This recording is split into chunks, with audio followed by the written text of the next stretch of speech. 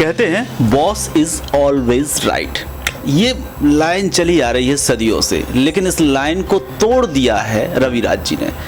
उनकी ही जुबानी सुनते हैं। सर ऐसा कहते हैं कि आप बॉस गिरी नहीं दिखाते, एम्प्लॉयज़ को कभी ये नहीं दिखाते कि आप कर्मचारी हैं और मैं आपका मालिक हूँ। ऐसा क्यों? क्या इसके अंदर का राज होता है? क्या मोटिव है रविराज जी का? क्या राज है इसके पीछे? राज वाली ऐसी कोई बात नहीं है। मैं चाहता हूँ जब एक ही प्रोजेक्ट में सब काम कर रहे हैं तो सेम पेज में रहे, सबको एक दूसरे के लिए जानना ज़रूरी होता है और डिफ्रेंशिएट नहीं करता हूँ मैं। जैसे एक स्पॉट बॉय भी है, मैं वही रेस्पेक्ट देता हूँ, एक मेन लीड एक्टर है उनको भी वही रेस्पेक्ट देता हूँ, जो वर्कर है उनको भी मैं सेम रेस्पेक्ट देता हूँ। मैं ये डर पैदा करके मैं नहीं काम करना पसंद है मुझे कि एक ऑरा बना के, प्रोड्यूसर डायरेक्टर है तो एक अलग से धौंस जमा के। मैं चाहता हूँ वो जितने मेरे स्टाफ हैं उतना जितना रिलैक्स रहें, मेरे ख्याल से उतना अच्छा काम होगा। डर बना रहेगा तो कहीं ना कहीं एक झिझक होगा जो बहुत सारी चीज़ें मेरे तक नहीं पहुँचेगी। लेकिन जब वो रिलैक्स रहेंगे, खुले हुए रहेंगे मेरे से, मतलब हर चीज़ शेयर कर सकते हैं, उनका प्रॉब्लम क्या है मुझे बहुत आसानी से पता चल जाता है। नहीं तो बहुत टाइम क्या होता है कि डरे हुए रहते हैं तो कोई बात मेरे तक नहीं पहुंचती है। तो मैं कोशिश यही रहती है हर एक के दिल में मतलब रहूं कि उनको ऐसा नहीं लगना चाहिए कि कोई बात नहीं बोलनी चाहिए मेरे को। और मेरे लिए प्लस पॉइंट वही होता है कि हर कोई हर चीज़ शेयर करता है, छोटी से छोटी चीज़, और जिससे मुझे आसानी होती है कि प्रॉब्लम सॉल्व करना। बड़ा सा बड़ा प्रॉब्लम हो तो मैं आसानी से सॉल्व करता हूँ बस। बाकी ऐसा कोई इंटेंशनली मैं नहीं करता हूँ कि मैं दिखावा करूं कि भाई मैं बॉसगिरी नहीं दिखाऊं, ऐसा कुछ नहीं। मैं दिल से चाहता हूं कि सब सेम पेज में रहे और अच्छे से काम हो। तभी एक जब मेजॉरिटी तैयार होती है वो एक अच्छे तरीके से एफर्ट वाला काम करती है, अच्छा काम करती है। वो भी फिर इसको ऐसा नहीं समझते कि मैं तो 11 से 5 की नौकरी करने आया हूँ यहाँ पे। हाँ, तभी मतलब उनको ऐसा लगता है यार एक फैमिली में आया है, मतलब ये नहीं कि 12 घंटे की नौकरी करना है चले जाना है, मन मार के काम कर रहे हैं। ऐसा मेरे यूनिट में सब फैमिलियर है, मतलब सब खुश हो रहते हैं।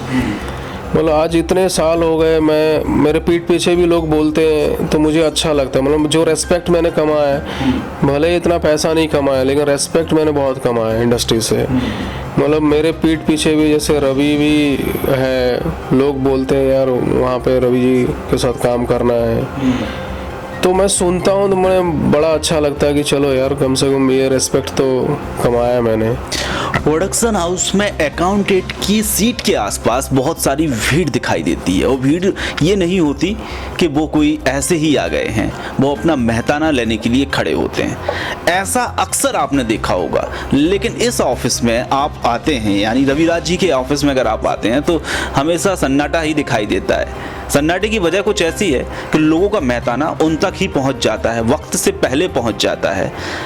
ये जो पॉलिसी है सर, ये पॉलिसी कैसे आपके थिंक बना कि ये ऐसा करना चाहिए कि वर्कर को पैसे 4 तारीख की अगर उनका होता है तो आप 3 को उनके अकाउंट में डाल देते हैं? बेसिकली मेरा जो जर्नी रहा है, मैं अक्सर देखा कि मतलब लोग काम करते हैं लेकिन उस काम के मेहनताना लेने के लिए स्ट्रगल करने मैंने भी फेस किया है। लेकिन मैंने तभी सोच लिया था कि जब मैं अपनी कंपनी खोलूँगा, किसी के हक के लिए भागना नहीं पड़े, ऐसा मेरे पास आना नहीं पड़े, मेरे अकाउंटेंट के पास आना नहीं पड़े, तो मैंने बोल के रखा भले मतलब पैसे हो नहीं हो मेरे अकाउंट में, किसी का हक नहीं मानना चाहिए और हर एक को पैसे टाइमली मिलना चाहिए। जो मेहनत आना है कोई काटेगा नहीं पैसा, एक्स्ट्रा आवर हुआ उसका जोड़ के आप एडिशनल पैसे दो। प्रोडक्शन हाउस में ऐसा अक्सर होता है कि लोग कहते हैं कि थोड़ा लेट हो गया, या वो कहते हैं कि थोड़ा दिनों बाद हम दे देंगे आपका पैसा। आपके यहाँ हम लोगों ने, जब मैं ये टीम आने के पहले 2-3 बार हम लोग कहते हैं रैकी करना, वो करके भी देखा लेकिन ऐसा कभी नहीं हुआ। इसलिए ये प्रश्न व्यक्तिगत भी हो जाता है। और लोगों से जब बातचीत की, कितने लोग हैं जो इस इंडस्ट्री से जुड़े हैं, जब आपके बारे में बात होती है तो हमेशा एक रिस्पेक्ट निकलता है। वो आपका कभी नाम नहीं लेते कि मैं रविराज से मिलने गया था, वो रविराज जी से मिलने गया था, रवि जी से मिलने गया था। तो ये भी शायद इसी का नतीजा है। बिल्कुल, मतलब यही एक रेस्पेक्ट जो लोगों के दिल में बना पाया हूँ, उसके लिए तो मैं बहुत गर्वित होता हूँ। मतलब गर्व महसूस होता है कि भाई चलो लोग, मैं कभी मतलब नहीं सोचता हूँ किसी का दिल दुखाऊं। मैं चाहता हूँ कि जिसने भी मतलब काम किया उसका पैसा बराबर मिले, टाइमली मिले, और कोशिश यही की है। जो मेरे सारे स्टाफ इसलिए जुड़ के रहना चाहते हैं, मतलब 20 साल से मतलब हम लोग मैं कोशिश किया कि पुराने दोस्त मेरे साथ जुड़े रहे। इनफैक्ट आज जुड़े भी हैं साथ में, जैसे अवध नारायण है और भी कई टेक्नीशियन हैं जो मेरे साथ जुड़े हुए हैं। कैमरामैन डैनी है, जो मेरे टीम में है एसोसिएट से अभी डायरेक्टर बन चुके हैं विजय, अविनाश, पवन कुमार भी मेरे एसोसिएट रह चुके हैं जो आज बहुत बड़े प्रोड्यूसर हैं। ये सारे लोग अभी तक बिल्कुल जुड़े हुए हैं हम लोग। सलीम खान साहब की एक लाइन भी है, उन्होंने अपनी एक बुक में लिखा हुआ था कि इंसान वही सफल माना जाता है जिसके दोस्त और नौकर ज़्यादा पुराने हों, वो सफल इंसान की श्रेणी में आता है। बिल्कुल, उनका कहना सही है, लेकिन एक तरफा नहीं है, दोनों तरफ से है। मतलब ये आप नहीं कह सकते हो कि मेरे साथ अगर जुड़ा हुआ है नौकर या ड्राइवर कि मैं करेक्ट हूँ तभी जुड़ा हुआ, वो भी कहीं ना कहीं बहुत ही सही है तभी वो जुड़ा हुआ आपके साथ है। तो ये कहना गलत होगा कि अगर मेरे साथ पुराने नौकर चाकर जुड़े हुए तो मैं ही बहुत करेक्ट इंसान हूँ। कहीं ना कहीं दोनों तरफ से है, उनका भी प्यार है और मेरा भी प्यार है। जैसे मेरे साथ जो ड्राइवर है 10-10 साल से है, जो दो, एक संजय है और मुकेश है, ये लोग 10 साल से मेरे साथ जुड़े हुए हैं। मेरे घर में जो मेड है वो भी 12-13 साल से है। और मेरे ये चीज़ दादाजी के टाइम से मैंने देखा था, जो मेरे घर पे वो तो जागीरदार थे तो और जमींदारी। हाँ, तो दादाजी के टाइम में जो नौकर चाकर थे, तो मैं बचपन से बड़ा हो गया, जवान हो गया, तब भी वो लोग थे। तो कहीं ना कहीं वो मतलब एक होता है ना, परवरिश कैसे हुई वो डिपेंड करता है आपको आगे जाके भी जो लाइफ स्टाइल बनता है।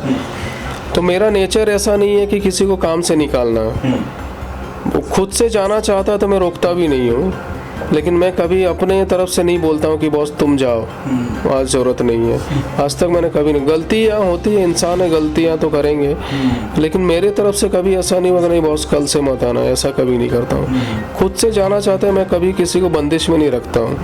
हर एक का अपना अपना लाइफस्टाइल होता है, अपना मन होता है, भाई आज मन किया, काम किया, जाना चाहता है जा सकते हैं।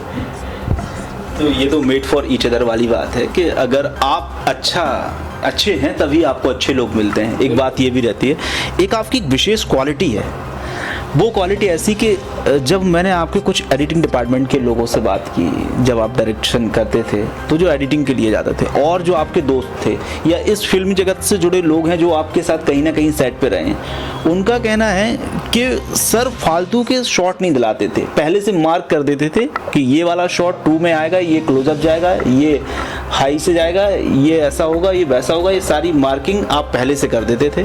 तो ये कला कहाँ से सीखी? ये मेरे बॉस से सीखा मैंने, राकेश जी से, राकेश सारंग जी। वो बहुत ही मतलब प्रिसाइसली, मतलब जैसे शॉर्ट डिवीजन करते थे ना तो मार्क करते थे। तो मैंने वही चीज़ सीखा उनसे कि वो इतना डेफिनेट मतलब सोचते हैं, मतलब एक भी एक्स्ट्रा शॉट नहीं लेते थे। तो वो चीज़ मैंने सीखा जब मैंने इंडिपेंडेंट शुरू किया, तो वही चीज़ फॉलो किया, लेकिन मेरा टेक्निक अलग मैंने अपनाया। वक्त के साथ तो टेक्नोलॉजी थोड़ा सा चेंज होता गया, तो मैंने फॉर्मूला वही अपनाया, टेक्निक थोड़ा चेंज किया मैंने। तो शॉर्ट डिवीज़न वही रखा मैंने, लेकिन शॉर्ट टेकिंग अलग कर दिया है। लेकिन एडिटर के लिए तो मेन वही है, वही होता है कि उनको तो 1 by 1 शॉट चाहिए, और कौन सा कहाँ। तो जैसे अवध एडिट करते थे तो कभी दिक्कत हुआ ही नहीं। बहुत बाय चांस कभी पार्टी सीक्वेंस अगर शूट किया तो वहाँ थोड़ा बहुत एक्स्ट्रा शॉट्स लेना पड़ता, क्राउड होता था 50-60, तो फिर फ़ोन करते थे कि यार अभी वो समझ में नहीं आ रहा कैसे, तो एक बार देख लेना। तो तभी मैं आके समझाता था कि ऐसा ऐसा सीक्वेंस है। नहीं तो नॉर्मली जो स्क्रिप्ट होता था उसमें मार्क कर देता था, उससे अपना एडिटर अपना इजीली एडिट कर देता था। और एडिटर बड़े खुश रहते हैं, सारे लोगों से बात की जो आपके साथ जुड़े हुए हैं, बड़े खुश रहते हैं कि ये अच्छा काम करते हैं, इनको सारे शॉट पहले से मालूम होते हैं, हमें तो बस एक लाइन में परोना है और म्यूजिक वाले से बोलते हैं कि म्यूजिक लगा दे भाई, बस हो गया मेरा काम। तो ये खासियत जो थी ये आपने अपने गुरु से सीखी। बिल्कुल। और उसके बाद से जब आप खुद का प्रोग्राम लेकर आए तब आपके सारे लोग खुश रहने लगे उससे।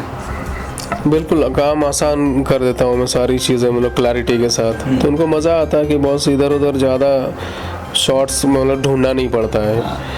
ये तो नॉर्मली एडिटिंग रूम में तो पागलों की तरह ढूंढना पड़ता है शॉर्ट्स कि बॉस ये लगाऊं कौन सा लगाऊं।